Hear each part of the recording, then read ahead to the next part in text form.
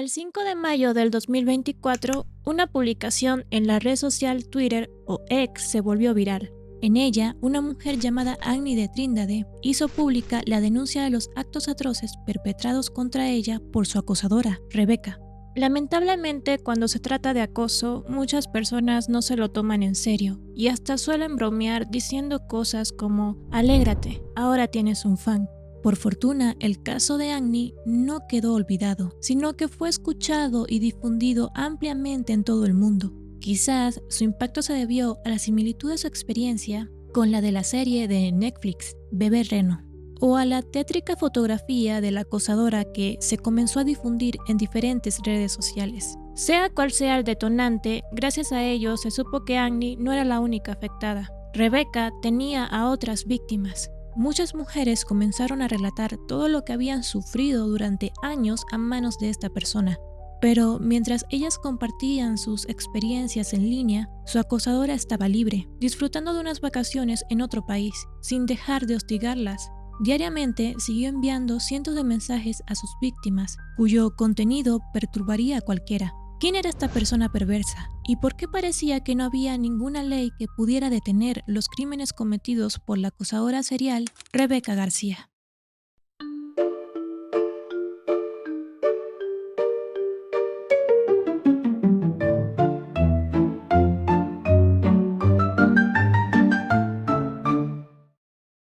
Cuando se habla de acoso, muchas personas suelen asociarlo con celebridades como cantantes o actores. Por ejemplo, en el mundo del K-pop existen las despreciables Sasaengs, que son conocidas por hacerle la vida miserable a sus ídolos. En Hollywood también encontramos a fanáticos cegados, quienes llegan al extremo de descubrir las direcciones de los hogares de los artistas para realizar actos atroces, como en los casos de Rebecca Schaffer, Teresa Saldana y Adrienne Shelly. Pero si nos alejamos del mundo de las celebridades, encontramos a amas de casa, estudiantes, personas trabajadoras, personas normales como tú y como yo, que también han sufrido acoso y nos enseñan que cualquier persona puede ser víctima de algo así. Algunos de los casos más conocidos de entre los miles que existen son los de Laura Black, Tatiana Tarasov, Priyadarshini Mattu y Mary Stafford. En todos estos casos, ya sean de celebridades o no, se puede notar la ineficiencia de las autoridades ante una situación de acoso. Ahora imagínense cómo se llevaría a cabo una investigación de este tipo en Latinoamérica, específicamente en Venezuela. Te presento a Rebeca García, una mujer venezolana de 33 años que se estima que ha estado acosando a mujeres durante más de 7 años sin recibir ninguna consecuencia. Rebeca acosaba a mujeres que vivían en Caracas, en la zona de El Hatillo. Una de sus víctimas, una mujer llamada Agni de Trindade, compartió en Twitter o X un hilo detallando el acoso que había sufrido a manos de Rebeca. Agni soportó el acoso durante 4 largos años, recibiendo innumerables correos electrónicos y llamadas de diferentes números telefónicos por parte de Rebeca. A pesar de haberla ignorado, rechazado y bloqueado, Rebeca siempre buscaba la forma de encontrarla. Quizás fue de esta manera que logró averiguar la dirección de su lugar de trabajo. Agni tenía un perfil en LinkedIn. Este no estaba actualizado y no mencionaba su empleo actual. Aún así, Rebeca obtuvo la información y comenzó a enviar regalos no deseados a su trabajo, mediante un servicio de delivery.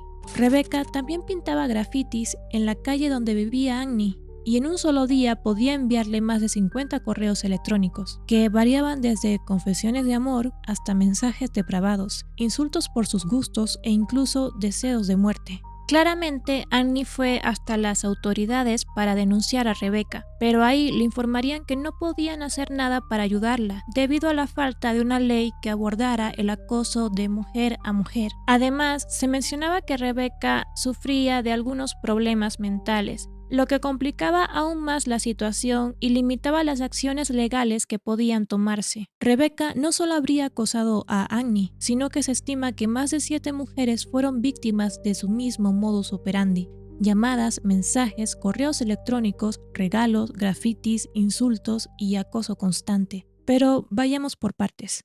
Ya sea porque sus familiares no le prohibían el acceso a internet o porque ella encontraba la manera de tenerlo, Rebeca García no se escondía de nadie. Sus perfiles en redes sociales como Instagram, Facebook, Twitter e incluso YouTube eran públicos y en ellos compartía contenido perturbador que reflejaba parte de su personalidad, como su gusto por estar bajo los efectos de los estupefacientes la mayor parte del día o que ha estado más cerca de caer presa que de una relación estable.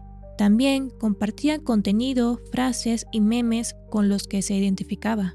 Por lo tanto, no pasó mucho tiempo antes de que las personas descubrieran que Rebecca seguía publicando con normalidad a pesar de haber sido expuesta por su víctima. Las personas denunciaron su cuenta de Twitter y esta fue cerrada, pero no pasó mucho tiempo para que Rebecca se creara una nueva cuenta y en ella comentara sus pensamientos al respecto. Rebecca se alegraba de que las personas le hubieran cerrado su cuenta de Twitter, ya que ahí compartía y escribía contenido que podría considerarse hasta ilegal. Y es que sí, aunque lo que publicaba en Facebook era algo perturbador, lo que publicaba en Twitter era aún más preocupante. Y como no creía que lo que estaba haciendo estuviera mal, un día después del hilo que Annie publicó, Rebecca le envió más de 70 mensajes a su correo electrónico. Estos mensajes variaban desde insultos y deseos de muerte hasta cumplidos y declaraciones de amor, como si estuviera hablando consigo misma. Otra víctima fue Claudia Aguirre, conocida como Coco Aguirre en su nombre de usuario de Twitter, quien ha sido acosada por Rebecca durante más de 7 años, llegando al extremo de ir hasta su casa para gritarle y molestarla. La policía de Latillo no pudo hacer nada más que sacar a Rebecca del lugar, pero ella siempre regresaba. Sin más opciones, Claudia decidió contactar a la familia de Rebecca en busca de una solución y, en lugar de ayudarla, ellos le recomendaron a Claudia que le dijera a Rebecca que tenía novio, para que así ella pudiera alejarse y dejarla en paz. Además, le aseguraron que Rebecca jamás le haría daño. A pesar de los intentos de Claudia por contactar a la familia de Rebecca, incluyendo a su madre y allegados, Rebecca ingresó al edificio donde vivía Claudia e intentó inútilmente forzar la puerta de su auto. Luego se subió al capó del carro, gritando y saltando en el techo de este. Ay, se me perdió mi anillo de boda. Supongo que no soy católica. Bebé. Chiquita. Picuchi. ¿Cómo las agarro? Carlota, vamos para el espacio, ¿verdad? Claudia denunció estos hechos ante el Cuerpo de Investigaciones Científicas, Penales y Criminalísticas, el 6CPC, y ellos le dijeron que como no había un crimen evidente, entonces no podían hacer una investigación. Rebecca continuó acosando a Claudia de diversas formas. Asistía a los festivales de música a los que Claudia iba solo para intentar tocarla, e irrumpió en su lugar de trabajo y le enviaba mensajes amenazadores. Incluso hizo un libro horrendo titulado Libro para Coco Aguirre, que se lo envió tanto a Claudia como a las otras víctimas. En este libro, que contaba con la exagerada cantidad de 560 páginas, relató algunos hechos reales y fantasías perturbadoras.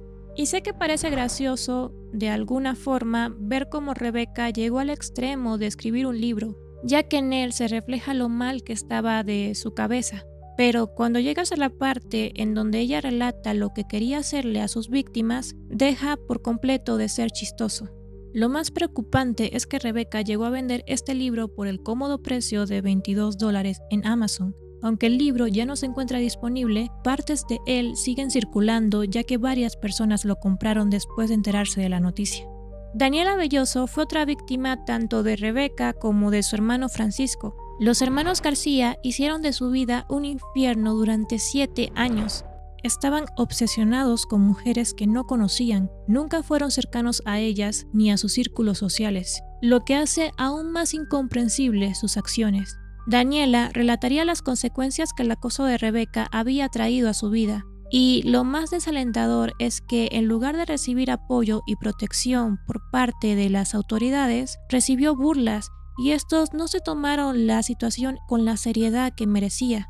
Han logrado desequilibrar mi paz, mi tranquilidad, la seguridad de mi familia, de mi entorno social, de mi espacio seguro, mi casa, mi club, mi trabajo, a tal nivel que para volver a sentirme tranquila me vi en la obligación de emigrar, pues las autoridades no hacían nada a pesar de mis denuncias. Incluso en varias ocasiones me sentí burlada por ellos ya que lo tomaban a chiste. Llegó a tal nivel donde me escribían los mismos policías diciendo: "Hola bella, mándame la loca para acá que nos hace falta unos regalitos", y mensajes de esa índole. Rebeca y Daniela eran socias del club La Lagunita, y ahí donde había más personas a su alrededor, Rebeca no se detuvo. Sin ninguna vergüenza, una vez le dio una nalgada con una toalla y la esperó afuera del gimnasio. Las echaba por todas partes, incluso se sabía las placas de todos los carros de la familia de Daniela. Rebeca es una mujer alta, notablemente más alta que el promedio de las mujeres venezolanas, y transmite una impresión intimidante a simple vista. A pesar de esto, Daniela decidió confrontarla y exigirle que cesara su acoso y que se alejara de ella. La respuesta de Rebeca fue tomarla del brazo y decirle entre risas: "Tranquila, no te voy a matar esta semana". Ante esta escalofriante situación, Daniela decidió comunicarse con la familia de Rebeca para que ellos tomaran cartas en el asunto. Fue entonces cuando se descubrió que Rebeca sufría de algunos desequilibrios mentales. Después de esto, Daniela recibiría un mensaje por parte de Rebeca, que parecía haber sido redactado por una niña de escuela primaria a la que sus padres le habían prohibido ver a alguien, en lugar de una mujer adulta como lo era Rebeca. Tanto Rebeca como su hermano menor Francisco habían sido diagnosticados con trastorno límite de la personalidad, trastorno mental por consumo de sustancias psicoactivas y psicopatía aguda, habiendo sido internados en la clínica El Cedral entre el año 2018 y el 2021. Francisco estuvo internado una vez, mientras que Rebeca fue internada en 9 ocasiones. Mientras estaba en la clínica, Rebeca robaba los teléfonos de los enfermeros para seguir enviando mensajes a Daniela. Una vez dada de alta, Rebeca y su hermano Francisco se dirigieron hasta la zona donde vivía Daniela y comenzaron a hacer grafitis con las iniciales DB junto al nombre de usuario de una de las tantas cuentas de Instagram que poseía Francisco. Este comportamiento es lamentablemente común en los acosadores, ya que carecen de vergüenza porque no perciben su conducta como incorrecta. Además, buscan constantemente hacerle saber a la víctima que están siendo acosados. Es una táctica de tortura psicológica diseñada para confundir, asustar, intimidar y, en última instancia, ser reconocidos por la víctima. Y el acoso no terminó en este punto. En el año 2019 ocurrió el infame apagón nacional en Venezuela, donde el sistema eléctrico se apagó en varios estados durante más de 5 días consecutivos, afectando a todos, familias, escuelas y hospitales. Como resultado de este suceso, hubo 43 fallecidos.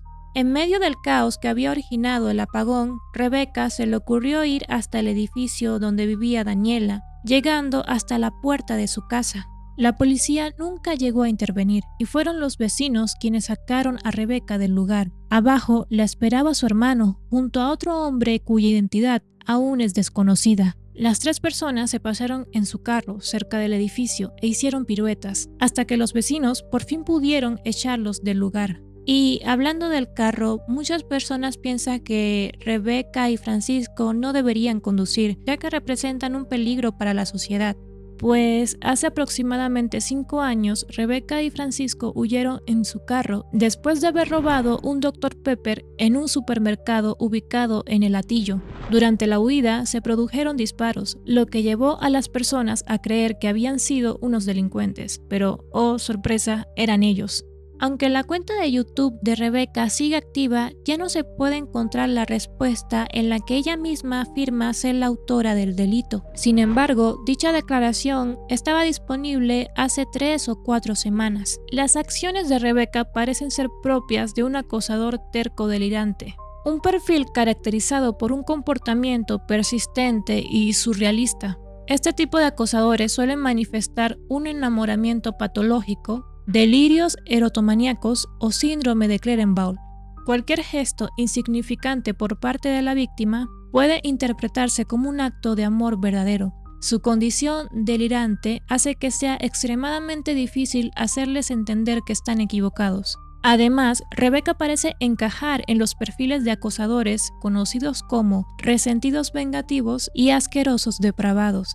Los resentidos vengativos son individuos que se sienten que han sido heridos de alguna manera por las acciones de sus víctimas. Buscan venganza y con frecuencia padecen de algún tipo de enfermedad mental. Y por otro lado, los asquerosos depravados están obsesionados de forma sexual y suelen buscar a personas que no estén relacionadas con ellos para acosarlas y descargar en ellas su lujuria. En esta categoría están los abusadores, ya saben de qué tipo, y los asesinos seriales, como por ejemplo Ted Bundy. Viendo todo esto, era evidente que las personas se indignaran con el actuar de la policía, porque aún no se tomaban medidas. ¿Acaso la familia de Rebecca contaban con suficiente dinero y poder para eludir a la justicia? El propio Francisco García hizo alusión a su poder en un comentario en Facebook, cuando una persona le dijo que debería enfrentar las consecuencias de sus actos. La respuesta de Francisco fue: estamos blindados. La familia de los hermanos García aparentemente poseía una agencia de viajes ubicada en una zona exclusiva de Caracas. Rebecca ocasionalmente promocionaba esta agencia en sus redes sociales y también utilizaba el correo electrónico de la empresa para comunicarse con sus víctimas. Además, se supo que era sobrina de un ex embajador de Venezuela en España y tenía familiares que eran personajes o influencers conocidos. Y esa información más el comentario de Francisco era lo que en parte podía explicar por qué Rebecca había pasado más de 7 años acosando sin recibir ninguna consecuencia. Hubieron algunas personas que comentaban que ellos habrían detenido el acoso a golpes, pero en casos como estos es más probable que la víctima termine en prisión si se defiende de esa manera, simplemente porque Rebecca tenía más poder económico que ellas. Además, no era solo Rebecca. Francisco, su hermano, solía meterse en bastantes problemas. Francisco había sido acusado de tomarle fotos a niños en los baños del club La Lagunita, mismo club que Rebecca frecuentaba. Tenía muchísimas cuentas de Instagram, donde posteaba a diario fotos, historias y parte de su extraño arte. En muchas de las fotos se puede observar a mujeres que han sido fotografiadas por él sin su consentimiento. Se refería a él mismo como millonario, un ser superior y psicólogo profesional. Muchos de sus comentarios han dejado a más de una persona con sensaciones extrañas en su cuerpo. Mientras Rebecca mostraba su verdadera personalidad mediante correos y acoso físico, su hermano no parecía guardar silencio de absolutamente nada y expresaba de todo en sus redes sociales. Las múltiples denuncias que estaban recibiendo tanto Rebecca como Francisco eran demasiado graves, y eso no le daba una buena imagen a las autoridades venezolanas. Fue así como muchos usuarios de Twitter comenzaron a etiquetar al fiscal general de Venezuela, Tarek William Saab, para que se encargara del caso, y la insistencia dio más resultado que ir al Ministerio Público en persona para denunciar el acoso. Pues pocos días después de que se hiciera viral el caso, Tarek anunció que abriría una investigación a cargo de las Fiscalías 59 y 66 Nacional, pero para ese momento Rebecca y Francisco no se encontraban en Venezuela, estaban en España. Así que el Ministerio Público solicitó a España la localización y detención de los hermanos García para así poder iniciar el debido proceso de extradición. Cuando una persona los identificó en un centro comercial en Madrid, la policía fue a detenerlos, pero poco tiempo después fueron liberados al no contar con una orden internacional de detención. Pero no se preocupen, volvieron a ser detenidos y esta vez ya tenían la orden. Su detención fue por delitos relacionados con la infantil y acoso. Los hermanos García, de ser encontrados culpables, estarían enfrentando penas de 15 y 30 años de prisión. 15 años para Francisco y 30, que es la pena máxima en Venezuela, para Rebecca. Todos esperamos que con esto, las víctimas al fin, después de tantos años, puedan obtener justicia. Y hasta aquí el caso del día de hoy. Si tú o una persona que conozcas está sufriendo acoso, no te quedes callada, habla. Este tipo de personas enfermas necesitan ser expuestas para evitar futuras víctimas y para que, evidentemente, se haga justicia. Y bien, ¿ustedes qué opinan? ¿Piensan que Rebecca, de ser hallada culpable, de verdad pagaría la sentencia de 30 años de prisión? Si tienen casos que quieran que sean narrados aquí en Las Huellas del Neko, pueden dejarlo abajo en sus comentarios, junto a sus opiniones, experiencias con acosadores, cosas sin sentido, lo que sea. Bye bye.